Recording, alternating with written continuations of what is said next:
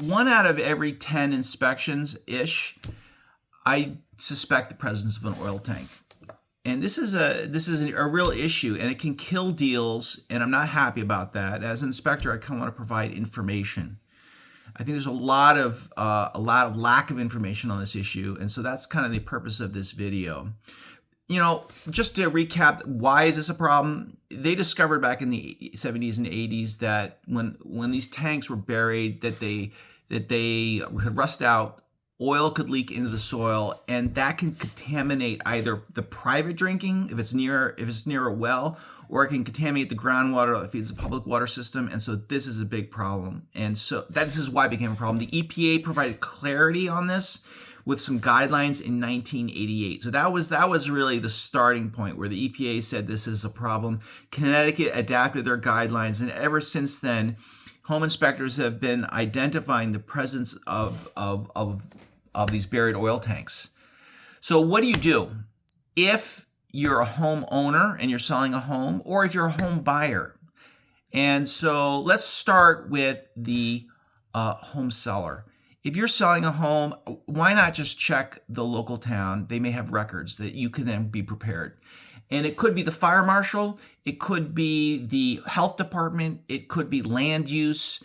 There's different departments for different towns. Call them and say, hey, do you track the excavation or abandonment of oil tanks? Now, if you're a home buyer and your home inspector says, hey, I think there's a buried oil tank, here's what you can do. This is really actionable. Okay, this is information that you can use. One is get it scanned. All right, so you've already done your job in getting a home inspector. Good on you, right?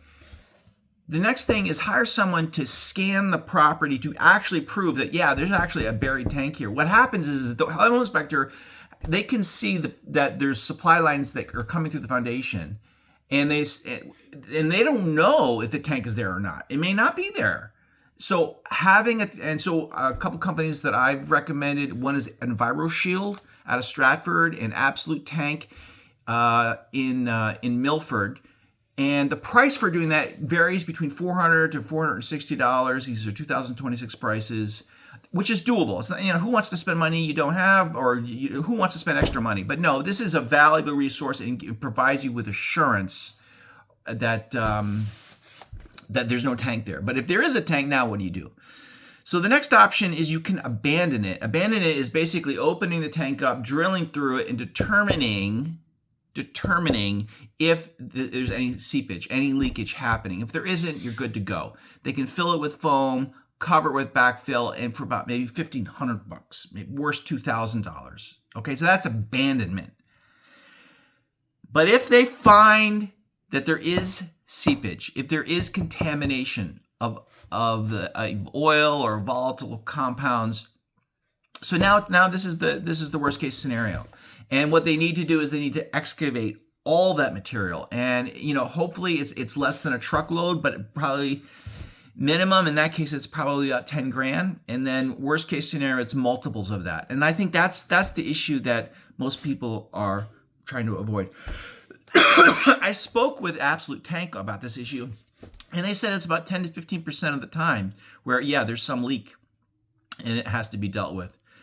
So look, I'm hoping that this information can provide clarity in a world where there's really seems to be a lot of uncertainty. If you're an agent, or if you're a fellow home inspector, or even a home buyer, and you've had to deal with this issue, I'd love to hear from you kind of how it went.